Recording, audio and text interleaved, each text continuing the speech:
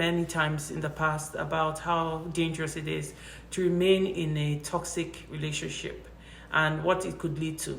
And these two stories just highlight those events that could occur in a marriage that has already died, but in which one or two of the partners have decided to remain in.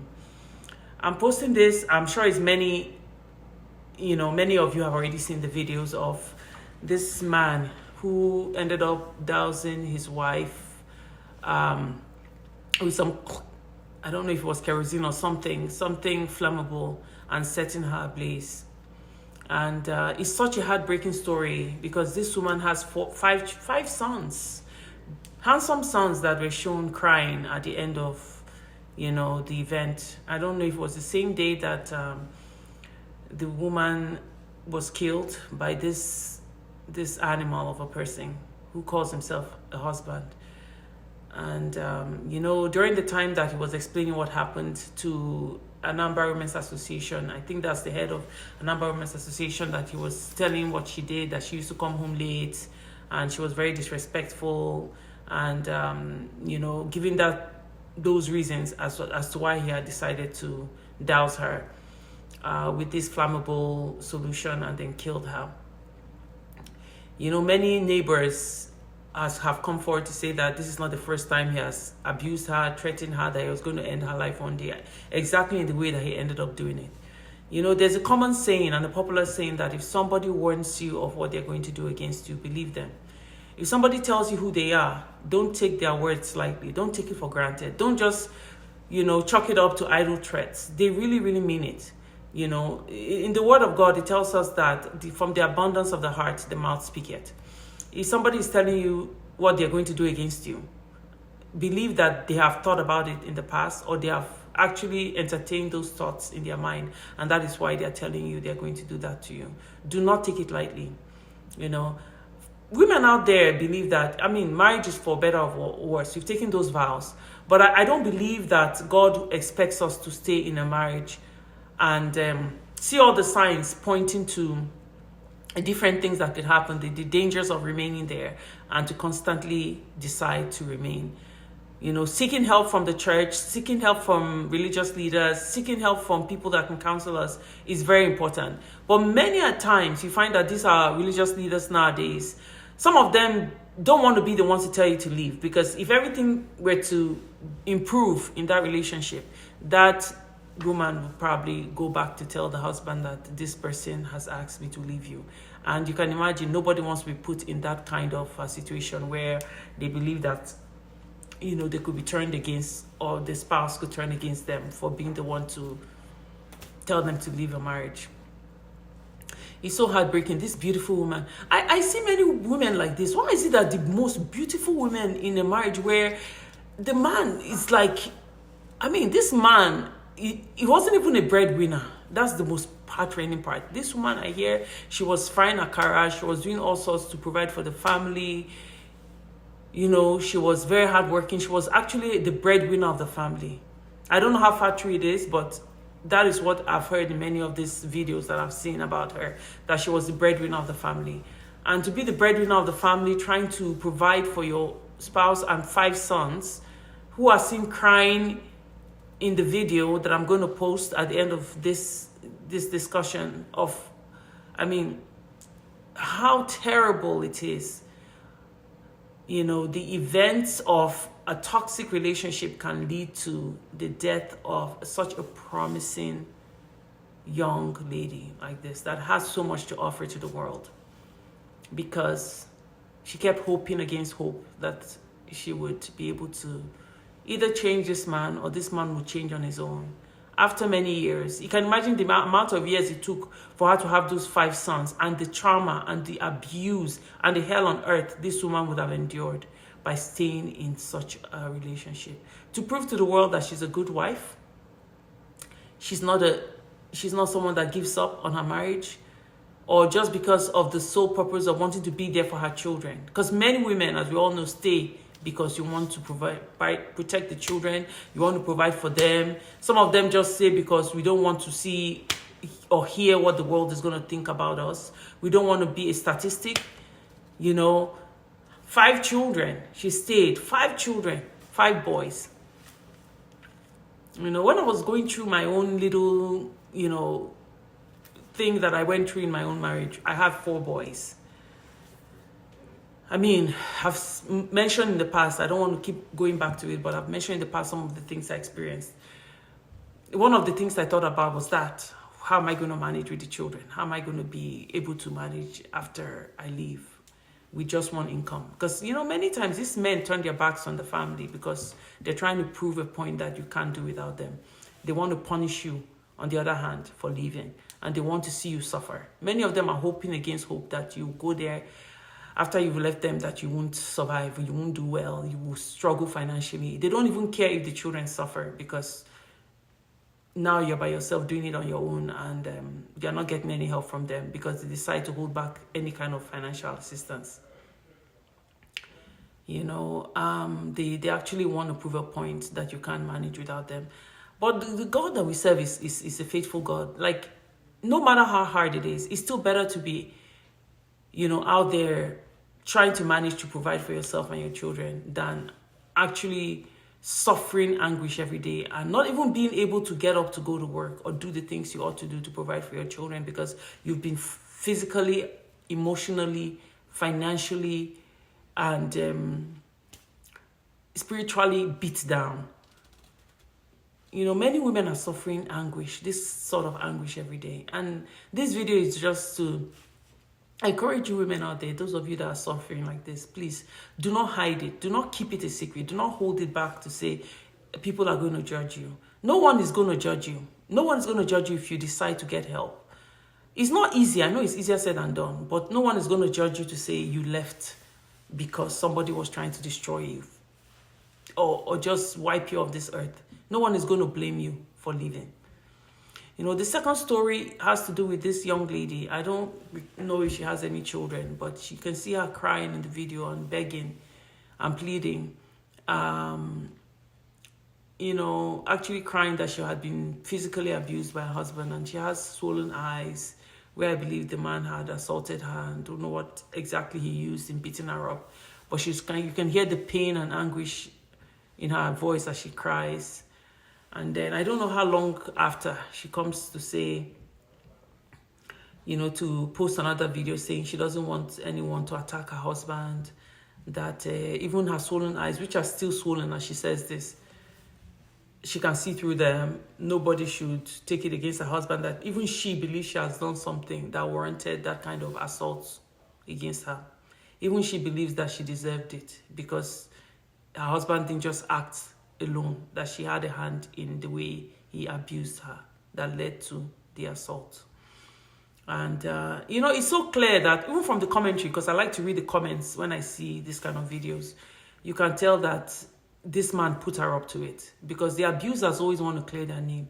The most important thing to an abuser is how the world views them. They don't care about how their family, their children, their wives, and those closest to them under the same roof in which they live think about them. They don't care about that. They only care about what the world, outside world, thinks about them, and how people who do not really know who they are and the monsters who they are, the people outside of their immediate family circle, they care about those strangers, what strangers think about them. They care about what people that could care less about them think about them. And that is why I believe this video, as you can hear the man even correcting her, when she said something like reaction, he had whispered. The whisper is very, very, very audible. Reaction. He had corrected her by telling her to say reaction. I think she had said action, and he had, the reaction of the community over what happened to her. And, she was making this statement saying she didn't want the world to judge him. He was a good man. He was a provider. He was this, he was that. After such an assault. In a different community, a different society, this man would be in jail. He would be locked up, and he wouldn't even have the opportunity to be behind the camera videoing her. Because tomorrow night, if anything happens to this woman, people are going to blame her. I'm sure that's what he wants. He wants to put her in a position where the support she's getting will be withdrawn. Because many people are disgusted that, look at this woman they were trying to protect. Look at this woman they were trying to get help for, telling us not to attack her husband, to leave her husband in peace for her. And you can see already the reaction. People are saying, okay, oh, stay there now. Don't call us next time. Please don't post anything like this about anyone abusing you, because we can tell that you're happy with this. Stay there and stay put. Please don't bring anything out like this next time to say he's beating you. Even if you're at the brink of death, stay and manage it. So that is what the man wants, because by doing this, he's getting favor, even though it's kind of like a backhanded favor in a sense. And people are saying she deserves whatever she gets from him in the future for coming out to say people should leave her marriage alone. And this is not the first case like this that you will see. Many other cases where the man has been doing this, a lot of these women come out and they withdraw their statements. And I know for sure, and for sure I know that it was the man that put her up to it. Because I don't think she just decided one day to get up and say, oh, I'm going to go and say, the video I put there wasn't fake. It wasn't fake. She was crying and in pain when she recorded herself after the assault on herself, after the man assaulted her. So I know for sure, and this is out of my own experience with other women and my own personal experience, that the man will get up to tell you, go and take your statement back. I've heard that before. So I believe that this is something that she was put up to say. Please keep continuing to pray for our women out there. This is not something that is just common to our Nigerian communities. They're happening more and more now in the society in which we live in. It's becoming rampant, and it's very, very heartbreaking to see. Women need to speak out, and in any way, for whatever it's worth, the videos we post is to highlight the fact that you're not alone. If you're suffering any kind of abuse like this, you're not alone. Please do not be ashamed. Save a life by speaking up, even if it's just your life or the lives of your loved ones. There's another video I was listening to where they said the man doused her with some kind of solvent, an acidic substance. And in the midst of doing that, he sprayed some on his daughter. And now the daughter has permanent scars, which also the woman has. I mean, this was one I watched a few days ago. If I can recall the name of the lady, I'll post it. So she's scarred for life. Why? Because she decided to get into a union with somebody. Getting into a union with another person is not to make your life worse, not to cry tears, not to be in turmoil or constantly in pain. It's to have a supportive person by your side that will be there for you through thick and thin. Someone that will work with you, pray with you. You guys can make a life together, and make yourselves actually happier because you have each other, not to torment each other. Nobody in their right mind wants to be tormented, all in the name of marriage. So when a man is doing this against his wife, most times they forget that it's not just affecting their wives or their partners. It's also affecting, even if it's just emotionally, their children too. Their children will grow up probably thinking that is the way a marriage should be or a partnership should be. And they are taking this from one generation to the other. When we start talking about generational causes, and we say, these are the things that are being done against people in this day and age that lead to generational curses. One person does it and it continues to, if it's not broken or stopped, It's not easy to stop these things. It takes a lot of prayer. It takes a lot of intercessions, family gatherings. It takes a lot of, intentionality to make this kind of, activity stop and toxicity stop in marriages or in partnerships. Because once a child sees this way of living, subconsciously they believe that that's the way they should live their lives, even if they know that it's wrong or they don't even want to continue in that path. They subconsciously remember and they know that is what they saw growing up. It takes somebody that is very intentional to say, it stops with me. I will not continue. I saw it happen with my parents and I will not tolerate that in my own life. And I'll do everything that I can do, even if it's going for therapy, even if it's talking about it to people who can help me and seeking help spiritually. I'll do everything I can do to make sure that I do not carry this toxicity into my own life. But, it's easier said than done because some of these things are spiritual. They become automatic in the lives of children who have not taken the concerted effort to say, it stops with me and that's it. So I hope and pray, that even if it's not for our own sakes, for our children's sakes, we take a step back to say, no, I will not continue to live in a toxic relationship for my mental health, for my children's mental health, even if it means going to a shelter in this part of the world, we have shelters. I mean, I don't know, Nigeria is not one place I know about shelters, but family, friends, colleagues, even if it means managing with them until you can find your own place and save yourself. And then leave to live. They say leave to live. So you can leave that relationship in order to live a peaceful life. Thank you all for tuning into Cannonball Diva Chronicles. I hope you're all having a blessed day. Stay blessed. Yo, bye. Sadness about the incident. I've looked inward and found that the pain of disrespecting and working against my husband is what led to what happened to me, what he did to me. He has never done a thing like this to me since we got married.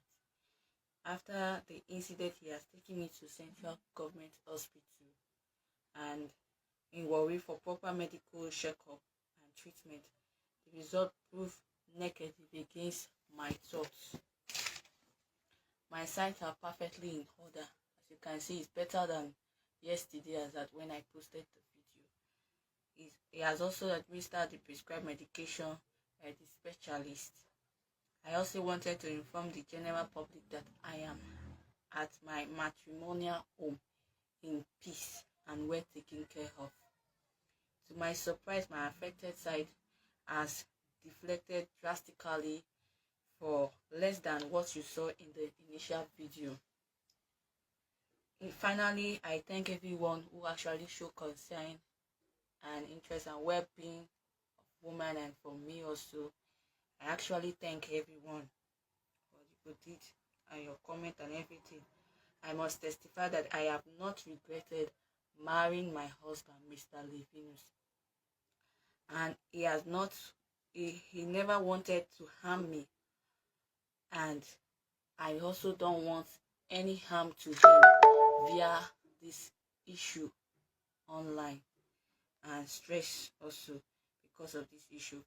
So I repeat, I, Mrs. Peace Levinus, order that no one or organization or bloggers or individual should harm or further stress my lovely husband, Mr. Levinus, because of this matter, because I also had my part in this situation.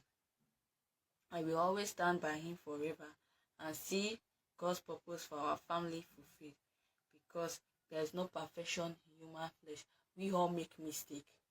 There's no one that is better than one. There's no perfect being anywhere. So I really fully make this presentation to avoid any further realization from bloggers, reaction from bloggers, individual or organization against him. So those that have been posting or doing all manners should please stop. I'm in peace with my husband now. And as you can see, my sight is getting better, my eyes is getting better, the pain has relieved me. I'm taking medication, so I don't need any harm to him because of this issue. Thank you.